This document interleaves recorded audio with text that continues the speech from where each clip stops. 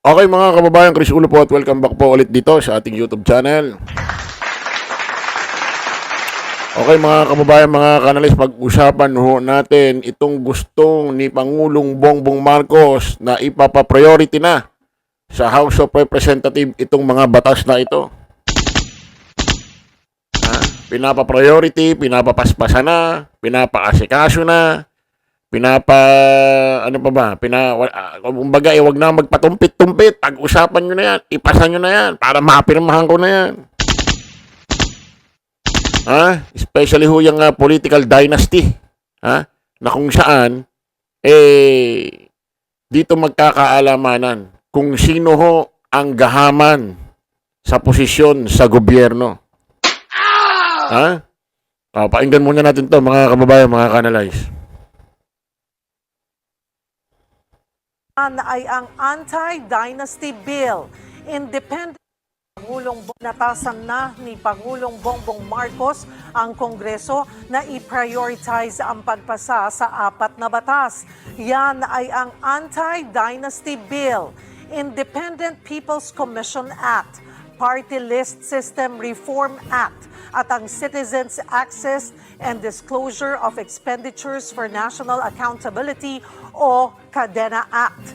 Sinabi umano nito ng Pangulo sa isang pagpupulong kaninang umaga kasama si Senate President Tito Soto, House Speaker Bogie D. at House Majority Leader Sandro Marcos. Abangan po ang iba pang detalye tungkol dito sa patuloy. Ayan mga kababayan, meron hong pinapa-priority si Pangulong Bongbong Marcos sa Kongreso, sa House of Representatives na 4 na batas.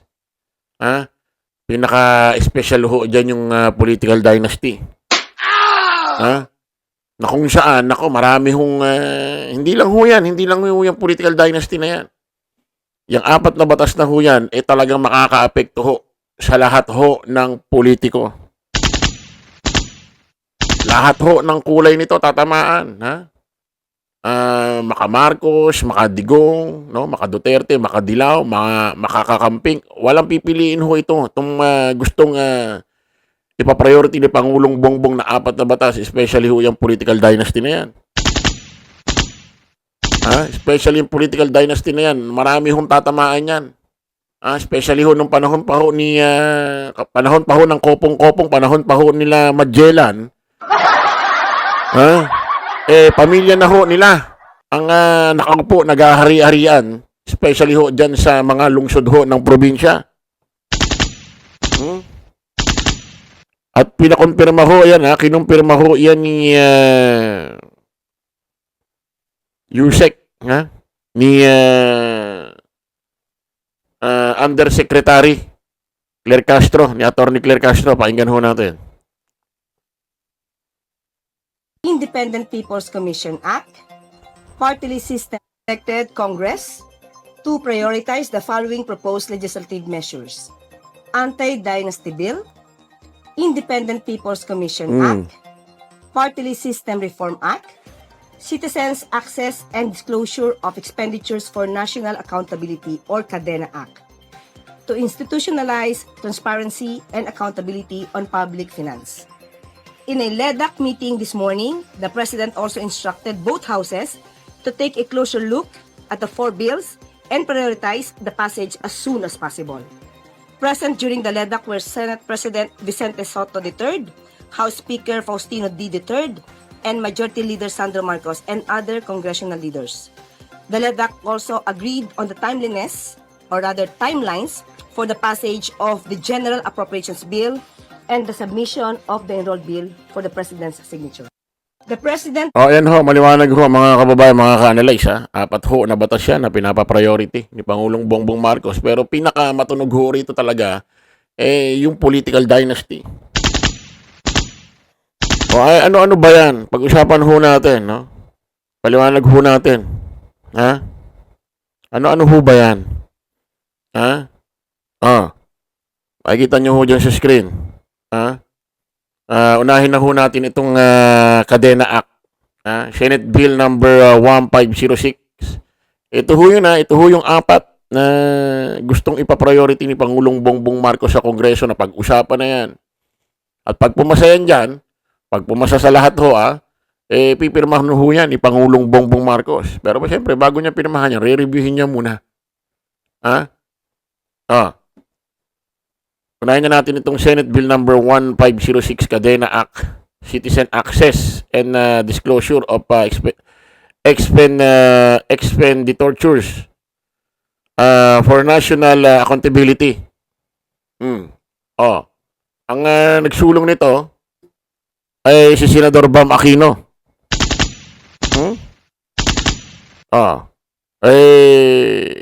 Ayan, basahin ho natin. Bilang principal author, katuwang si Senator Kiko Pangilinan. Bilang co-author, co-author niya ito, si Kiko Pangilinan ni Bam Aquino. Layunin ng batas na ito na buksan ang lahat ng transaksyon at gastusin ng gobyerno, upang matiyak bawat piso ay napupunta sa tama at alam ng publiko. Nako. Para palang ano ito, may kukumpara ho natin itong kadena. Layunin ito na makita ho ng taong bayan kung saan napupunta ang gastusin. Gastusin ng gobyerno na galing ho sa buwis ng taong bayan. May hawig pala ito sa salin. Na kung saan ay pwede mong makita ang mga yaman ng mga politiko. Ako pabor na pabor ako rito. Especially ho, ito may a-apply ho natin ito sa ano. Especially ho dito sa pinakamainit na usapin na flood control. Flood control issue. Halimbawa, merong gagawing flood control diyan. Diyan sa isang lugar diyan sa inyo. Dapat diyan may malaking may malaking tarpaulin na kung saan nakalagay doon na yung pangalan ng contractor ng flood control. Ilang milyon ang gagastusin. Start ng anong buwan at kailan matatapos, anong taon, anong buwan. Sinong mga engineer yan ang hahawak? Dapat yan, nakapaskil dapat yan malamang pasok dito yan, mga kababayan, itong sinasabing isa sa mga gustong ipapasa ni Pangulong Bongbong Marcos, na pinapapriority niya ho sa House of Representatives, itong kadena. Sunod natin itong Senate Bill number 1559, Party List Reform Act. Ito ay inakda ni Senador Bam Aquino din. Matindi talaga ito si Bam Aquino. Upang siguraduhin na ang party list system ay tunay na boses ng marginalized sectors at hindi nagagamit ng mga mayayaman at makapangyarihang politiko. Nako mga kababayan, sobrang dami hong party list dito sa Pilipinas. At pag pinakikinggan mo yung pangalan ho ng party list, akala mo talaga para sa taong bayan Akala mo talaga makamasa Merong mga tinatawag dyan na katulad nito yung kay ano ba itong kay pangalan nito kay Diwata, yung tinawag na vendor party list. Kaso talo talo mga kababayan. Para mang lumalabas kasi nagagamit na lang ho itong party list na ito, pati ho itong mga mahihirap, pati ho yung pangalan, nakala mo talaga para sa taong bayan, para sa mahihirap, para ho magkapondo lang. Bubusisiin ngayon yan. Bubusisiin na kung talagang yung bang party list na yan para sa tao, makakatulong ba talaga sa mahihirap? Kasi may mga binubuong party list para lang, alam mo yun, para lang siya pinoproteksyonan nilang mga pinoproteksyonan nilang mga kampo. Tulad ho nitong dating binuong party list, yung Duterte Youth Party List, na kung saan wala namang youth, puro gurang naman. Hindi mo alam kung para saan yun. Merong binanggit dati para daw sa mga NPA, ganito, ganyan. Pupondohan ka pa, meron naman mga sundalo, may mga lumalaban naman sa kagubatan para dyan sa mga yan. Yeah, bubusisiin yan. Maganda rin ho ito. Ha? Itong party list reform. Oh, ito yung pinakasikat, pangatlo. Hmm? Ay, wag muna natin itong wag na muna natin itong pangatlo. Unahin natin nasa baba yung pang-apat. Ihuli natin itong pangatlong talagang sikat. Ipangatlo natin yung pang-apat dito sa nakikita nyo sa screen. Senate Bill number 1512 Independent People's Commission Act bilang principal sponsor. Isusulong ni Senador Kiko Pangilinan ang batas na ito upang palakasin at bigyan ng ngipin ang kasalukuyang Independent Commission for Infrastructure. O ICI, layunin nitong bigyan ng sapat na kapangyarihan ang komisyon para hubulin, imbestigahan at panagutin ang mga kurakot sa pamahalaan. Nako po. May mga batas na ho para dito talaga actually kasalukuyan. Pero ang gagawin lang ho dito sa Independent People's Commission, kumbaga sangipin, kumbaga sangipin ho ng isang leon, mas lalo hong patatalimin, mas lalo hong patatalasin para pag kumagat, kumbaga sangipin, batas, pagka kumagat, mas lalo hong malalim ang tama. Parang sisiguraduhin ho nila na yung mga kurakot talaga ay mananagot. Tingin ko kaya nangyayari ito, ang dami ho, ako tingin ko kaya ginagawa ito, ang dami ho kasi, itong oras na ito, itong araw ho na ito, mga kababayan. Meron pa ba kayong naririnig na nakasuhan, nakulong about sa plunder graph, na nakakulong pa hanggang ngayon na politiko? Halos lahat ho ng nakasuhan mula nun hanggang ngayon, nakawala na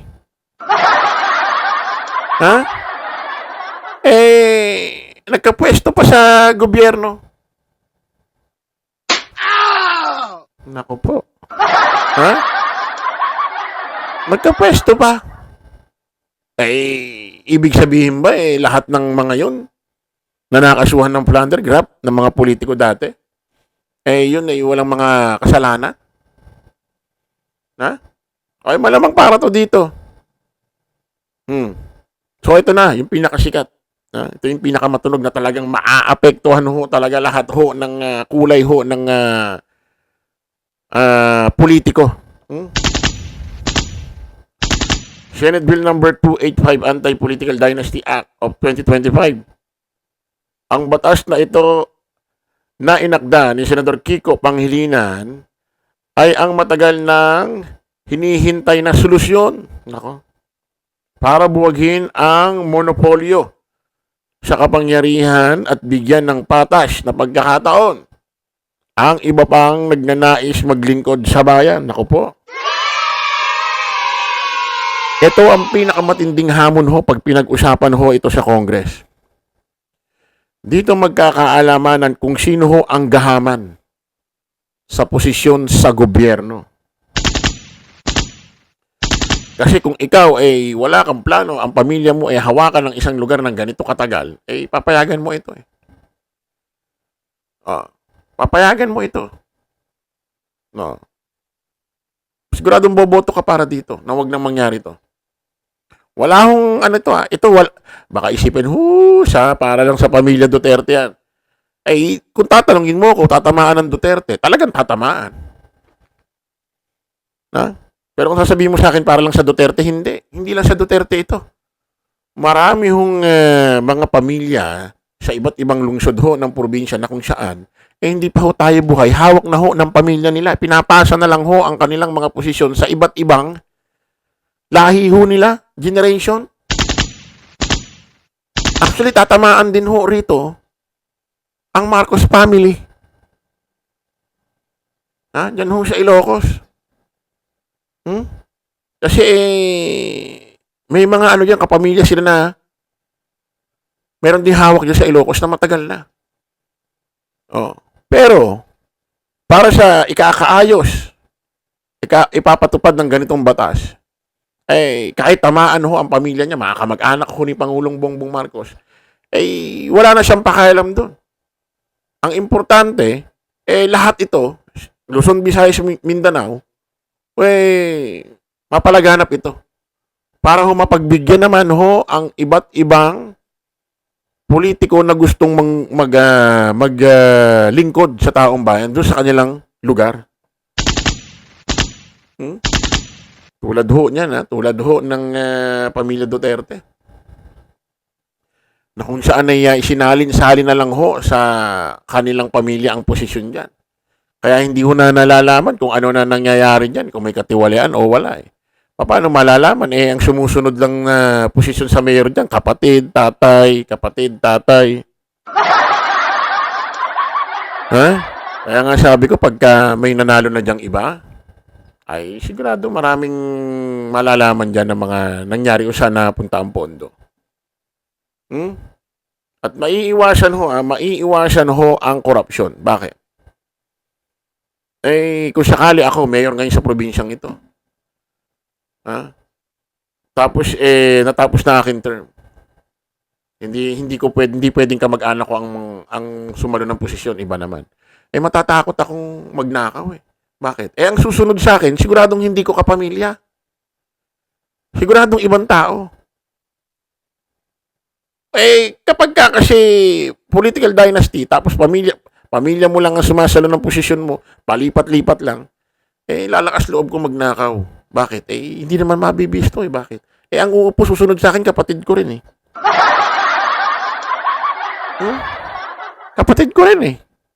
So, maililihim ang dapat malihim. Nakarinig na ba kayo sa pamilya Duterte dyan sa Davao na nagreklamo si Pulong kay Sara at si Sara kay Pulong kung saan napunta ang mga budget? Wala, di ba? Siyempre, sila lang ho makakaalam niya. So, maganda ito, mga kababayan. Maganda itong gustong ipapriority ni Pangulong Bongbong sa Kongreso na kung saan pag-usapan na, pagdebatihan na. Kung itong apat na ito, kadena, party list reform, anti-political dynasty, independent people commission, kapag yan pumasa lahat sa Congress at re-reviewin niya, pipirmahan niya. Nako po, sa isang iglap mga kababayan, magbabago ho ang sistema ng politika rito sa atin sa Pilipinas. Alam niyo mga kababayan, si Pangulong Bongbong Marcos, ako'y kinikilabutan eh. Sa totoo lang. Bakit ka naman kinikilabutan, Chris Ulang? OA mo naman. Si Pangulong Bongbong Marcos, pag nagsasalita ho, sa media, sa press conference, sa maharap sa reporter, din sa personal, nakita ko na kung paano magsalita kasi nag-meet na kami dyan sa Malacanang. Napakamalumanay magsalita eh. Napaka down to earth, napaka low profile. Hindi nagmumura, hindi nag-FU sign, hindi wala. Wala, as in wala kang makikitang kaangasan. Pero sa trabaho, sa galaw, sa ginagawang mga reforma rito sa Pilipinas, halimaw. Hindi nyo napapansin? Halimaw. Hindi katulad ni Digong naman. Palamura, siga magsalita, nag-FU sign, magmumura sa Diyos. Ano pa? Minumura si Pope Francis. Ano pa? Ganun yung bunganga niya. Pero, sa totoo lang, tuta, weak leader. Tuta ni Xi Jinping. Napaikot ng mga tao sa paligid niya nung siya ay presidente. No, naalala niyo yung sikat na commercial na sinasabi niya ito na ang huling Merry Christmas niyo sa mga politikong korap. Paano naging huli? Wala ka naman napakulong. Ha? Wala ka naman napakulong. Kahit isa. May mga nakawala pa nga mga politiko na ang kaso Flandergraph. Tapos meron pa siyang sinabi, huwag niyong gawin dito sa term ko yan. Hindi ito ang panahon ng pagsasamantala. Angas siyempre. Siyempre, kung maririnig mo ng panahon na yun, ang angas, no? Paano mo nasabi na wag gawin ito sa term mo, sa oras mo? Hindi ito ang panahon ng pagsasamantala. According mismo sa Diskaya, 2016 nagsimula sa DPWH. Kaya nga sabi ko na, ngayon ko na napagtanto. Mula nung nagkakaroon ng war on drugs, extrajudicial killing, at namamatay ang mga kababayan ho natin, especially mga inosente, mga minor de edad, itong Diskaya, nagsisimula noong 2016, magpayaman, mangurap ng mangurap. Hindi pa ba kayo nagigising? Sabi ko nga, okay lang sumuporta kay Digong dati ng 2016, hindi pa natin siya nakikilala, yung galawan niya. Pero kung magmula noon hanggang ngayon, hindi ka pa rin nagigising, ay, may problema sa utak mo, mga sir, mga ma'am. May problema sa utak mo. So, palakpakan ho natin si Pangulong Bongbong Marcos, mga kababayan, sa itong ginawa niyang kautusan sa Congress na kung saan, itong 4 ho na batas ay i-priority na. At siguradong re-reviewin niya ito at pipirma na. Pasalamatan natin si Pangulong Bongbong Marcos. Kita-kita ulit tayo sa panibagong vlog, mga kababayan. Bye-bye po.